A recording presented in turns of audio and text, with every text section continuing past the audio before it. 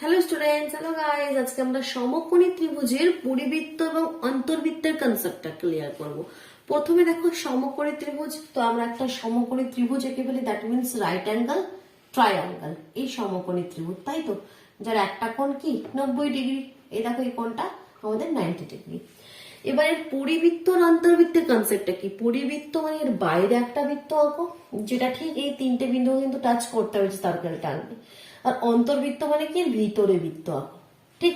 তো পরিবৃত্ত আমরা অঙ্কন করি, ঠিক এর বাইরে বৃত্তটা যখন অঙ্কন করব, দেখবে অনেক সময় আমাদের প্রবলেম হয়ে যায়। আমি আগে করছি, দেখবে বৃত্তটা ঠিক শেপ আসবে না। যেমন এই দেখো, বৃত্তটা ঠিক আমাদের শেপে এলো না। তো যখনই এরকম পরিবৃত্তের কেস বলবে, তখন আগে কি করবে? আগে সার্কেলটা তোমরা এঁকে নিলে, আগে সার্কেলটা এঁকে নেবে, তারপর এর ভিতরে সমকোণী ত্রিভুজটা তোমরা অঙ্কন করে দেবে। ঠিক দেখো এরকম ভাবে। তো সেক্ষেত্রে কি কোনো কনফিউশন থাকবে না, সুন্দর করে স্কেল দিয়ে করবে, আরো সুন্দর হবে। এরকম ভাবে করবে, আগে সার্কেলটা এঁকে নেবে, তার মধ্যে সমকোণী ত্রিভুজটা তোমরা অঙ্কন করে দিলে। আর অন্তর্বৃত্ত মানে কি? সমকোণী ত্রিভুজের ভিতরে একটা বৃত্ত। তো এই একটা সমকোণী ত্রিভুজ, এর ভিতরে এক্ষেত্রে কোনো চাপ নেই। তোমরা প্রথমে ত্রিভুজ এঁকে নিলে, তারপরেও তোমরা বৃত্তের ভিতরে সুন্দরভাবে আমাদের অঙ্কন করা যায়। এই দেখো, তো এক্ষেত্রে কিন্তু অনেক সময় প্রবলেম হয়ে যায়। তখন প্রথমে তোমরা সমকোণী ত্রিভুজটা এঁকে বাইরে বৃত্ত এঁকে দেবে। তো এটা সমকোণী ত্রিভুজের পরিবৃত্ত হলো, এটা সমকোণী ত্রিভুজের অন্তর্বৃত্ত হলো। এবার এখানে কিছু কনসেপ্ট জানার আছে। সমকোণী ত্রিভুজের পরিবৃত্তের ক্ষেত্রে তোমাকে অনেক সময় বলে দিল কি সমকোণী ত্রিভুজের পরিবৃত্তের ব্যাসার্ধ 5 সেন্টিমিটার। তাহলে এই সমকোণী ত্রিভুজের অতিভুজের দৈর্ঘ্য বলো। শর্ট কোয়েশ্চেন এগুলো খুব এসে থাকে। অতিভুজের দৈর্ঘ্য কত আমাকে বলতে হবে।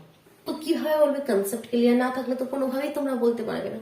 তো ফিগারটাকে এবার লক্ষ্য করো।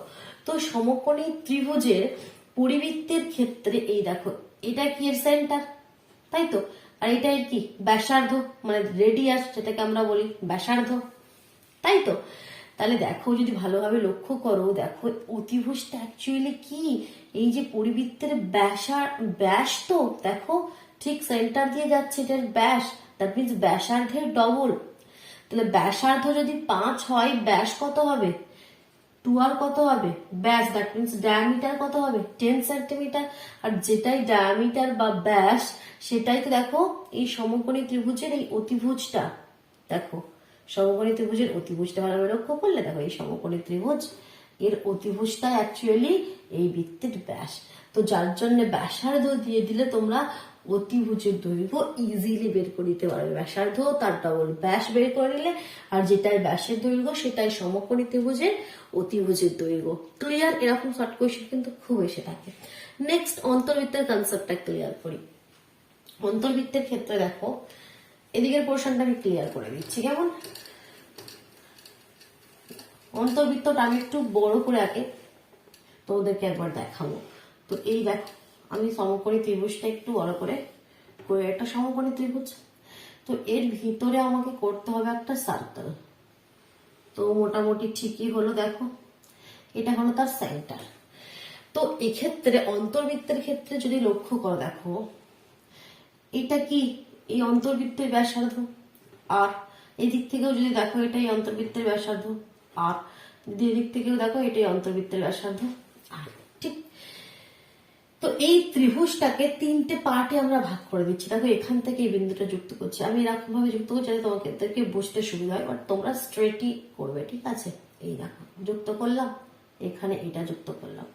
তো এখানে অ্যাকচুয়ালি হলো কি, এই এ বি সি এই সমকোণী ত্রিভুজটা 3টে পার্টে ভাগ হয়ে গেল।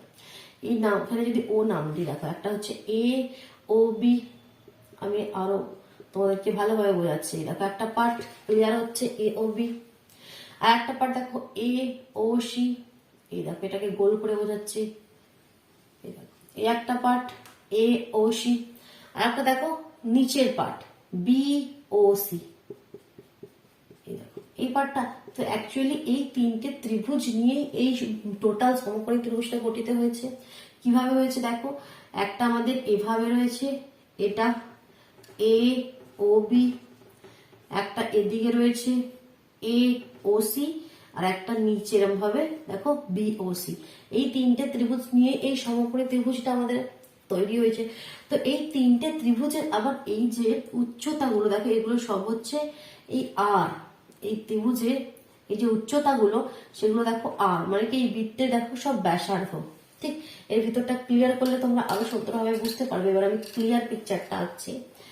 দেখো এই আমাদের সমকোণী ত্রিভুজ ছিল, তার ভিতরে আমরা এই একটা অন্তর্বৃত্ত অঙ্কন করেছিলাম। তো আমি বললাম এখান থেকে এই যে এগুলো আমাদের হচ্ছে এই বৃত্তের ব্যাসার্ধ, তারপরে কি বললাম এগুলোকে যুক্ত করে দাও। যুক্ত করে এই ত্রিভুজটাকে আমি তিনটে পার্টে ভেঙে দিলাম, একটা এওবি, একটা বিওসি আর একটা এওসি।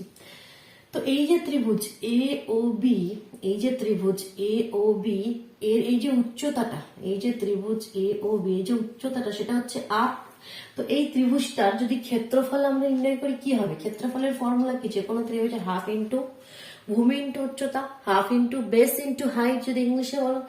তাহলে দেখো ত্রিভুজ এওবি, এরিয়া অফ ত্রিভুজ এওবি ইংলিশে লিখলাম মানে ক্ষেত্রফল, ত্রিভুজ এওবি এর ক্ষেত্রফল, এরিয়া অফ ত্রিভুজ এওবি তাহলে কি হবে? হাফ ইন্টু এর ভূমি কত এবি আর এর উচ্চতা কত?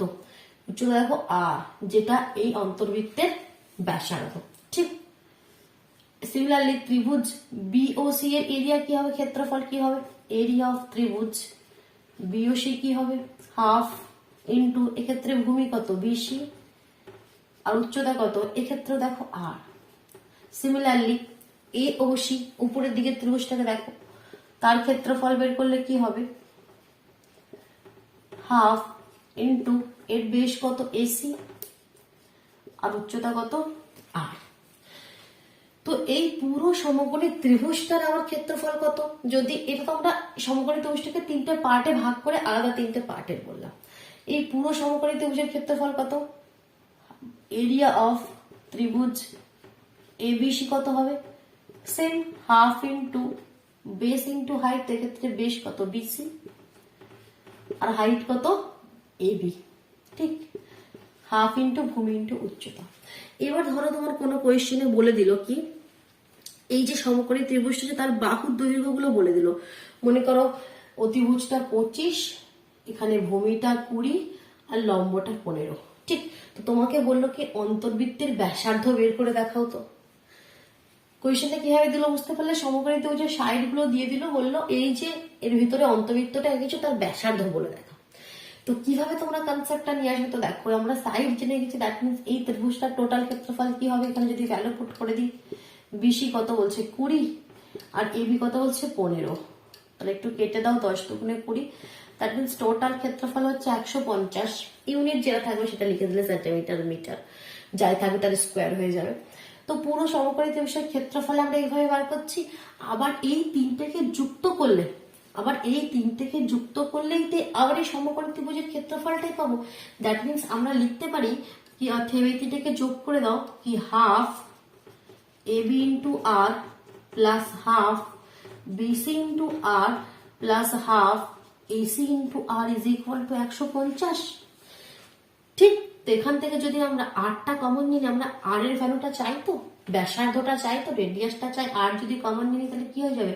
AB by half. এবি কত? এবার কিন্তু সাইড আমরা জানি, একটা হচ্ছে 15/2, এটা হচ্ছে আমাদের 20/2 আর এটা হচ্ছে আমাদের 25/2, এটা ইজ ইকুয়াল টু 150। তো এটা ফার্দার ক্যালকুলেশন করলেই তো আমরা আর এর ভ্যালুটা পেয়ে যাবো।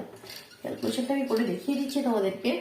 তো দেখো আর ইন্টু কত হয়ে যাবে? এটা যদি এলসিএম করে দাও, 2 নিচে উপরগুলো যোগ করে দিলে 20, 30, 20 করে 40, 50, 60 হয়ে যাচ্ছে উপরে, ইজ ইকুয়াল টু 150। 2 দিয়ে কেটে দিলে 30 হয়ে গেল। তাহলে এখানে আর এর ভ্যালু কত হয়ে গেল? 150/30, 0 0 ক্যান্সেল, 3 5 15, দ্যাট মিনস 5, যেটা ইউনিট থাকবে সেটা। তো দেখো আমরা ব্যাসার্ধ রেডিয়াস পেয়ে গেলাম 5। তো অন্তর্বৃত্তের ক্ষেত্রে কনসেপ্টটা সবসময় এভাবে আছে, তিনটা ত্রিভুজে ভাগ করে দিয়ে। আর পরিবৃত্তের ক্ষেত্রে কনসেপ্টটা কিভাবে এলো? তাহলে পরিবৃত্তের ক্ষেত্রে কনসেপ্টটা তো ইজি, কি যেটা এর অতিভুজ সেটাই হচ্ছে এই সার্কেলের ব্যাস। ক্লিয়ার হলো, বোঝা গেল, ভালো লাগলো, তাহলে অবশ্যই কিন্তু ভিডিওটিকে লাইক করে দিও, নিজের বন্ধুদের মধ্যে শেয়ার করে দিও। আর যদি চ্যানেলে নতুন হয়ে থাকো চ্যানেলটি সাবস্ক্রাইব করে বেল আইকনটি প্রেস করে নিও, কেমন? আর যদি নবম বা দশম শ্রেণীর তোমাদের গণিতের যে কোনো হেল্প চাই তো তোমরা অবশ্যই চ্যানেলে ভিজিট করে প্লেলিস্ট চেক করো, সমস্ত চ্যাপ্টারের প্লেলিস্ট করে দেওয়া আছে। চলো টাটা।